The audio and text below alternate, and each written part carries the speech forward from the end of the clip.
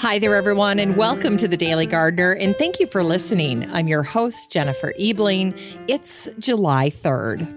Today, we officially welcome the Dog Days. They start on this day, and they last for the next 40 days. We'll also learn about the landscape architect who invented the term landscape architecture.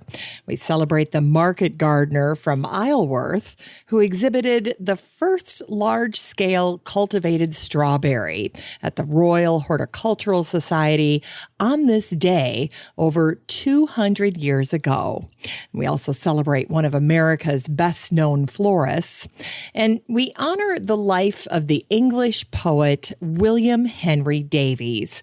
He loved the natural world, especially birds and butterflies.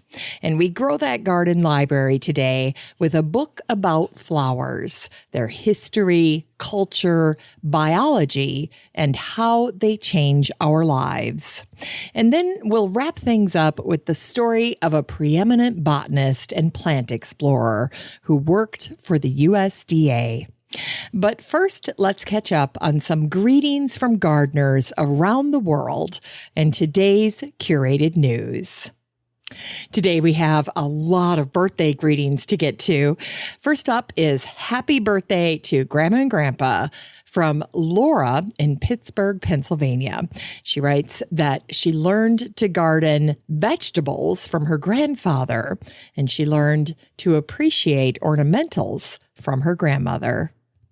And then it's a happy birthday to Bernadette Thomas, who sent in a picture of herself standing next to her birthday present from last year, a twist and shout hydrangea. They're so beautiful. And then here's a belated happy birthday to Jake Ampey, who turned 50 in late June. And there are pictures of him planting his brand new plum tree. This is the first fruiting tree on their property, and he said tips would be greatly appreciated. Well, plum trees are a favorite of mine. They're a short-lived tree. They only live about 2 decades. You do need to watch out that you don't overwater your plum tree. And don't let them sit in a very wet spot in the garden because they can get fungal diseases. Like many fruiting trees, plum trees benefit from pruning. They need to be thinned so that they don't have branches that break off and snap off under the weight of all of the fruit. And with a new plum tree like yours, you're going to have to wait a little bit before you're going to see any fruit. It usually takes about 4 to 6 years to see any plums. And then finally, Candace Ball wrote in with a picture of her kids standing by her brand new raised bed garden.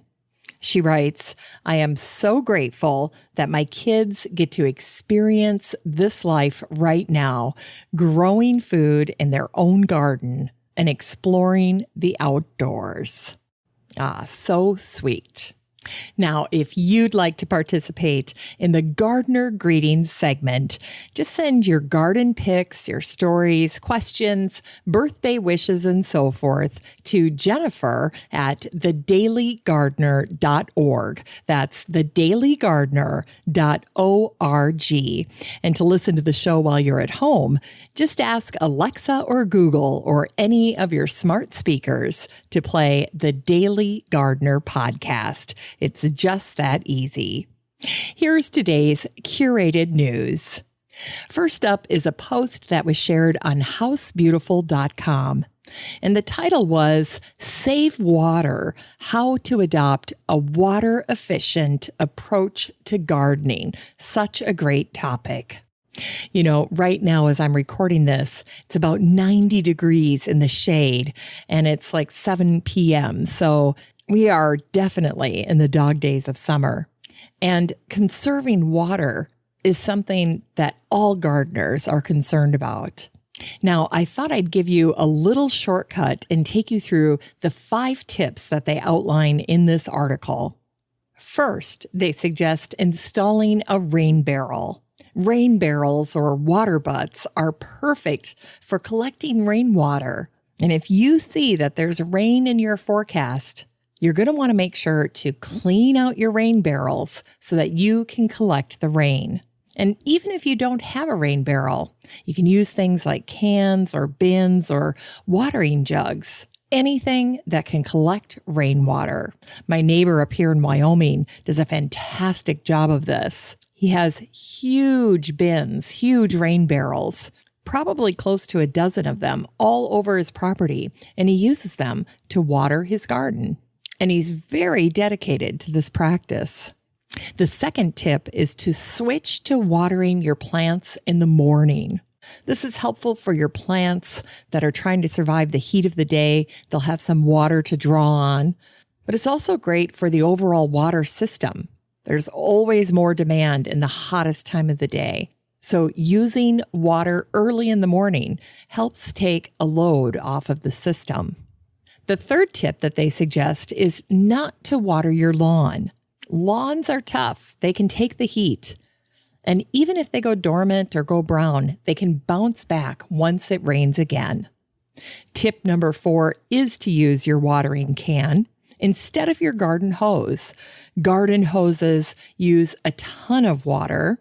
In fact, they share one staggering statistic. They say 1 hour's use of a garden hose is the equivalent to the average supply needed for a family of 4 for 2 days under normal circumstances. That's just 1 hour of using a garden hose. And if you use buckets or watering cans, you're definitely going to use less water. And then finally, tip number 5, train your plants to drink more slowly by giving them less. I started doing this a few summers ago. And the interesting thing that starts to happen is that your plants actually adapt and they learn your watering habits. If you water with abandon, your plants will expect that. But using less water actually encourages your plants to drink less. Now, if you'd like to see this post for yourself, read through all of these tips in more detail, all you have to do is the next time you're in the Facebook community for the show, just type in the word water in the search bar, and this post will pop up. Now, over at the blog, I wrote a post for today called Let the Dog Days Begin. Here it is. Despite what you may think, the dog days are just beginning. July 3rd always marks the beginning of the dog days. And although there's a case to be made that every day of 2020 has been a dog day, nonetheless, the official dog days truly start today. As with Lent, the dog days are a period of 40 days. The dog days are traditionally the hottest and most miserable days on the calendar weather-wise, unless you live in Minnesota. The dog days won't officially end until August 11th. Excuse me. Hey, Google, remind me to play The Dog Days Are Over by Florence and the Machine as a wake-up song on August 11th. Now, in case you're wondering, there's actually a celestial rationale for the term dog days. During the dog days, the dog star Sirius is rising. So the dog days refer to the days that Sirius rules the sky. At this point, as my English major friends like to say, let the alliteration begin. So Sirius and the sun make the world a sweltering sauna and cause serious summertime suffering. Phew. And of course, you know what they say about the dog days. They're rough. In fact, as people, our bodies tend to shut down during the dog days. So if you thought you were a couch potato before the dog days, just wait. Why do you think they call them the lazy days of summer? So channel your inner Bruno Mars. Today I don't feel like doing anything. Permission granted. It's time to kick back and relax. Lemonade, beach towels, dishes in the sink, takeout, and probably more weeds in the garden. Now that likely got your attention. Yet, as the dog days roll in, we usually beat a hasty retreat out of the garden. But before you hang up your garden apron, let me make a little suggestion for you for your garden. Brighten it up with Hakanakloa All Gold. Every now and then, the plant gods smile on you with a clearance sale featuring something genuinely spectacular, like Japanese forest grass, or in this case, Hakanakloa All Gold. Last year, my local Lowe's was clearancing them for $3 a pop, and it was just what the plant doctor ordered to dress up the garden up here at the cabin. This year, they've come back and they were so glorious that I have to tell you, I would buy them again, even if they weren't on sale. I love it that much.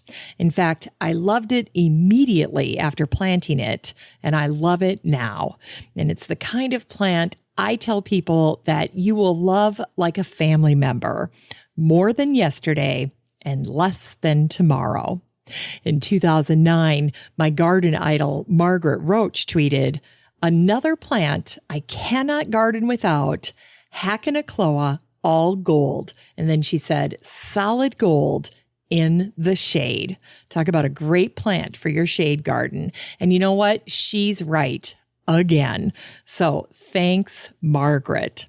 The Hakanakloa variety All Gold is sassy grass perfection. That's what I call it. It's sweet, it's mounding, it's graceful, it's tactile. So if you have kids in the garden, they will love touching this grass. It's bright and beautiful, thus the All Gold moniker. And it's easy. You don't have to do anything with this plant. Just let it grow. Plant it next to anything red or purple leafed, and you have something that's truly amazing in your garden. Mine is next to purple salvia, sedum, and hydrangea.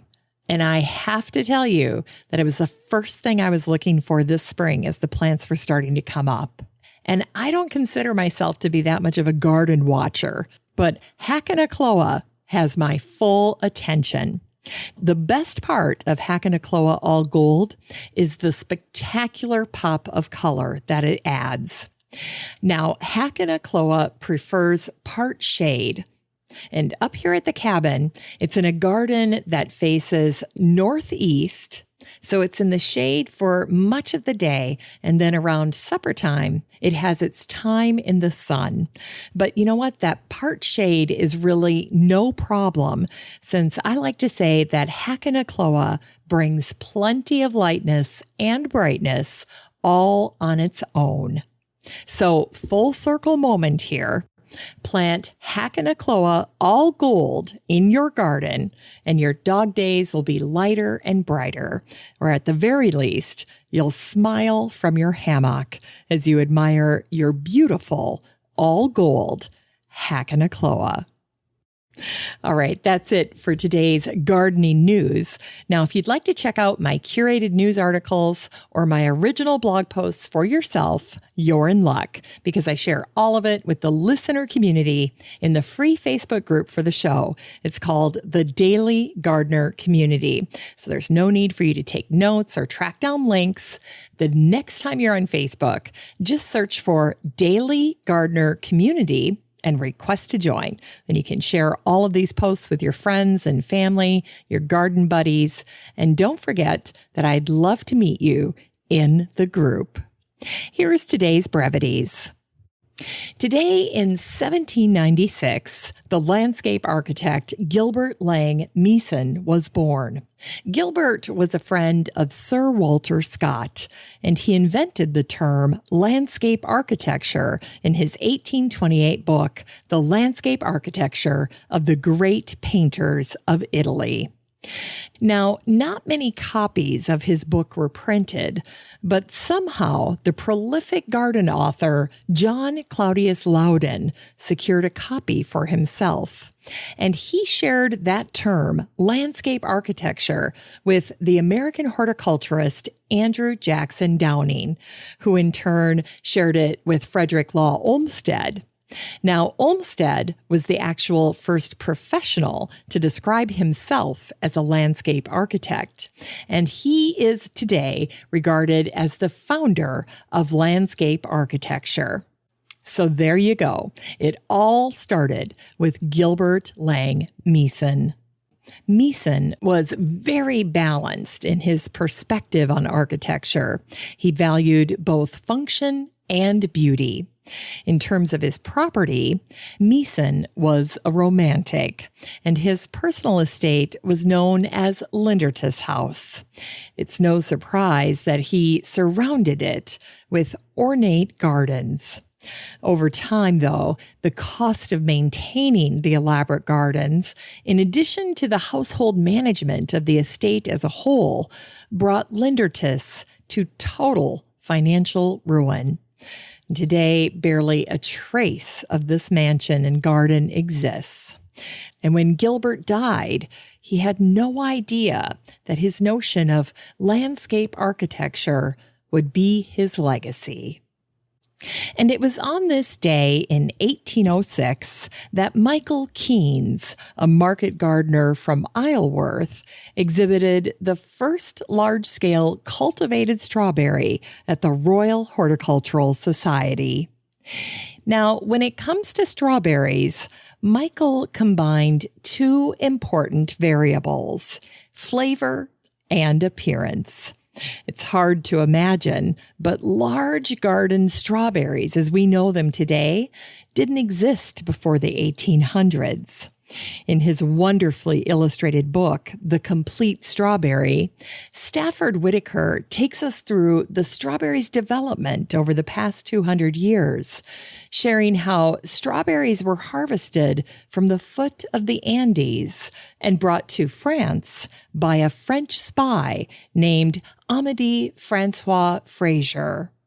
Fraser's strawberry story is one of triumph.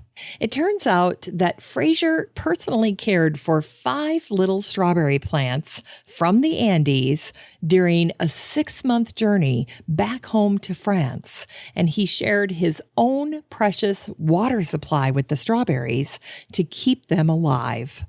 And in a strange coincidence, Fraser's surname is derived from fraise, the French word for strawberry.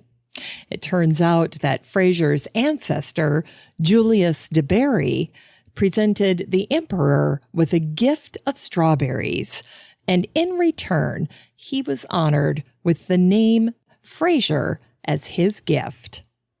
Now, for clarification, the name strawberry does not refer to mulching the berries with straw.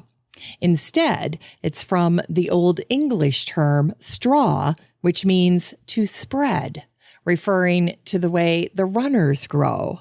So if we were naming them today, we would call them spread berries. Fascinating. And back on April 30th, 1859, the Preston Chronicle and Lancashire Advertiser gave a little advice for gardeners who were interested in growing Keynes strawberries.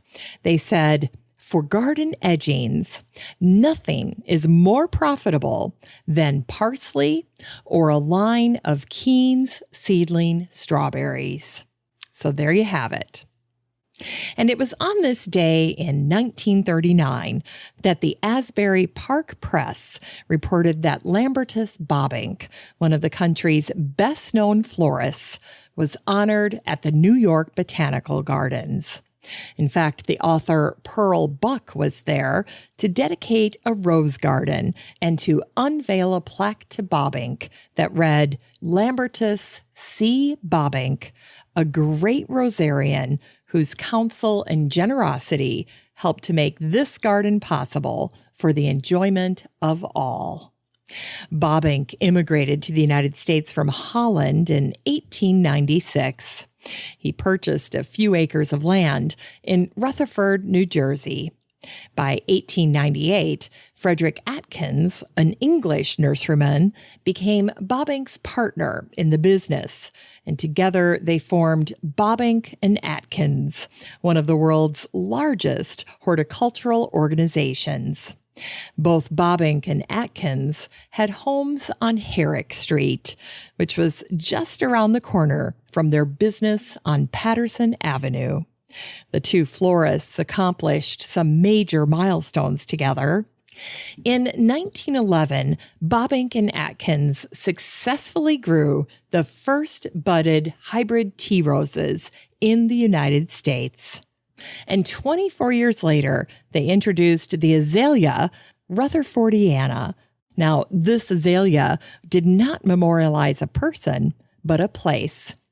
Bobbink's adopted hometown, Rutherford, New Jersey. In Unearthed Words, today is the birthday of the English poet William Henry Davies.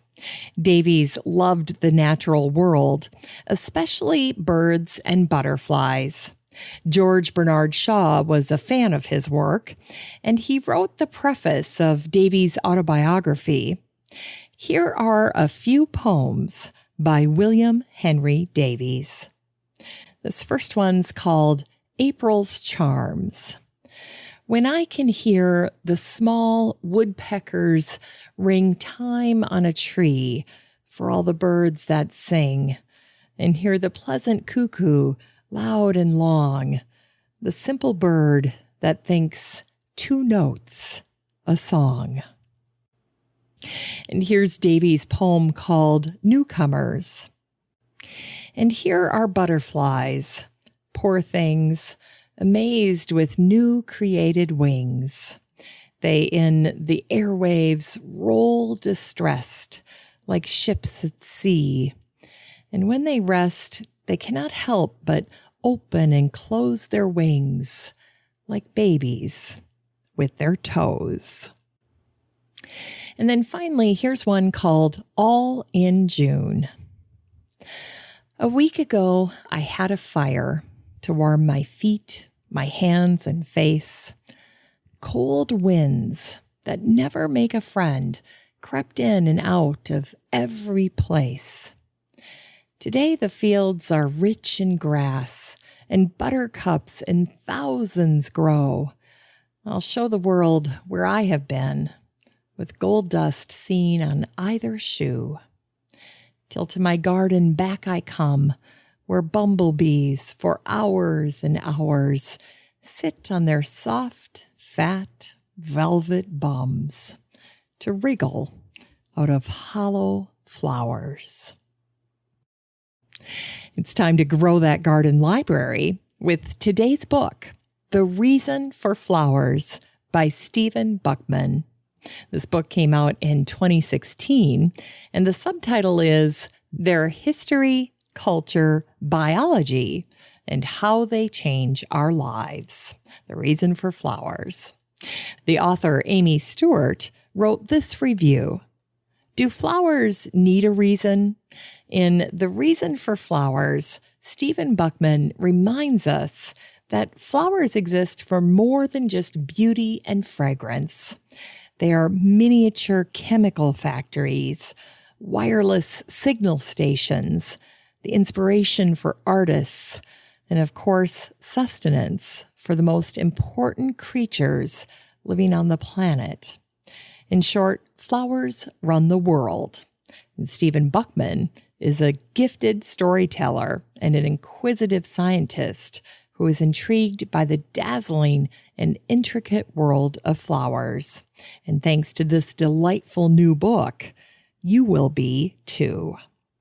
This book is 252 pages of flower history, science, and culture, and it's all enthusiastically simplified and shared for us to enjoy. For plant geeks, it's utterly fascinating.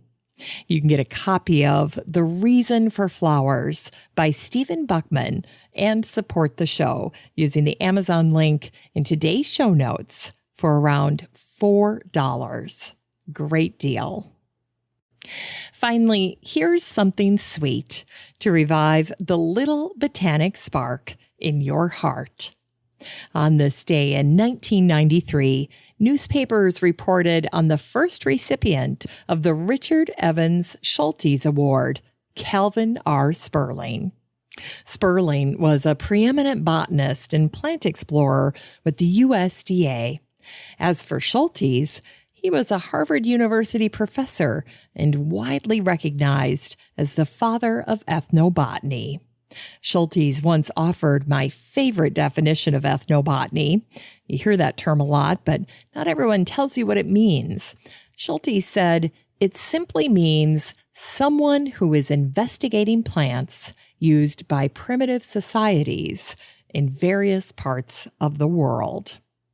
Schultes praised Sperling's work while he was alive, saying, "Calvin Sperling is one of the foremost ethnobotanists today due to his consistent excellence in field research and to his extensive work to conserve biological diversity and to improve crop plants worldwide." An article about Calvin Sperling in the Star Tribune said, "Sperling traipsed over mountain slopes in the Soviet Union in search of wild apricot trees. He had expected to find about 20 forgotten varieties. Instead, he brought back nearly 50 different specimens." Sperling recalled, "I found some incredible ones with traits we've never known before, like tolerance for frosts and freezing that may actually allow apricots to be grown in areas with harsh winter climates." Great discovery and great work by a great botanist, Calvin R. Sperling. Thanks for listening to The Daily Gardener, and remember, for a happy, healthy life, garden every day. The Daily Gardener is produced in lovely Wyoming, Minnesota with the help of Paige Mance, Brooke Bierbaum, Kiana Rayleigh, Maddie Doyle, Natalie Decker, and Eric Begay. You can find The Daily Gardener on all your favorite social media. You can follow the show on Instagram, and listeners always have a standing invitation to join the free Facebook group for the show. Just search for Daily Gardener Community the next time you're on Facebook and request to join. All the stories and books that are featured on the show can be found over at thedailygardener.org, thedailygardener.org. And while you're there, be sure to sign up for my free Friday newsletter. Last but not least, you can share your own gardener greetings on the show by emailing me at jennifer@thedailygardener.org. I'm your host, Jennifer Ebling, and as always, have a great day in the garden, and we'll see you tomorrow.